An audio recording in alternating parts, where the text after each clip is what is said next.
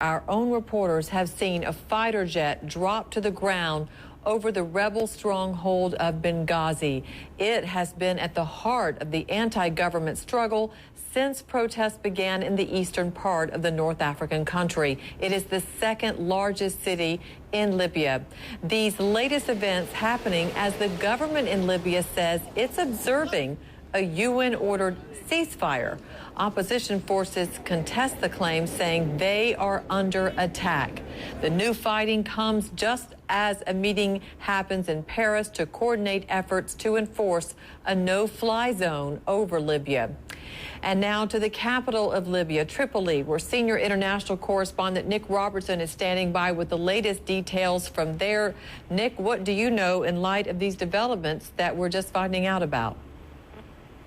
Well, only about 6 or 7 hours ago, government officials here were insisting that not only were they observing the no-fly zone, they were also telling us that no aircraft had been used for several days, that they had not been bombing civilians, that aircraft had not been part of the fight, and that indeed what we were hearing and what we were being told were rumors that nobody could substantiate.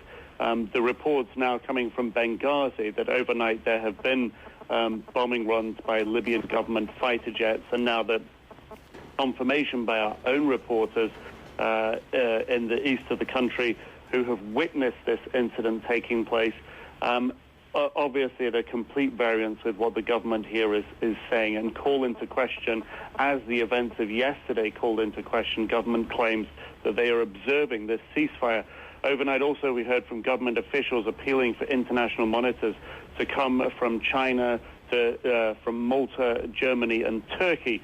The government said that it's been appealing for international monitors to come and witness the situation here to show that the government was observing the ceasefire.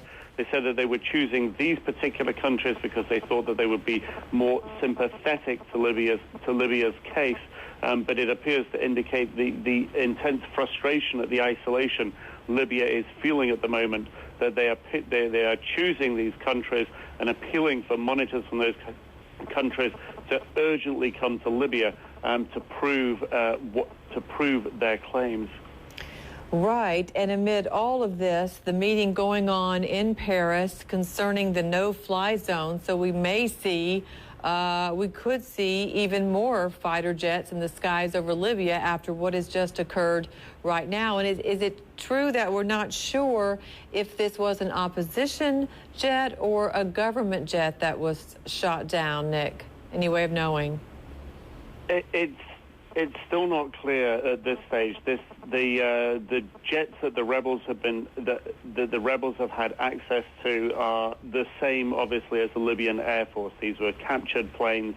As they had captured some helicopters, they'd managed to recondition, or claimed to have managed to recondition at least one of the helicopters to get it in a flight-worthy state. So the aircraft would originally have come from the Libyan Air Force. At the moment, the precise details do not appear to be clear. But the fact that claims continue today, Saturday, that the Libyan government is ignoring the ceasefire, again, come at a variance from what the Libyan government's telling us. Indeed, the Libyan government officials woke us up overnight for a very short press conference by the Deputy Foreign Minister to highlight an incident where they said that the rebels had attacked a small town, Al-Mughran, not so far from Benghazi. And the government said that they can confirm that the Libyan government had in fact, the Libyan government said that the rebels had in fact been on their own offensive, and the government could prove this through independent news reports, through their own government sources, and what they were hearing from the Libyan army.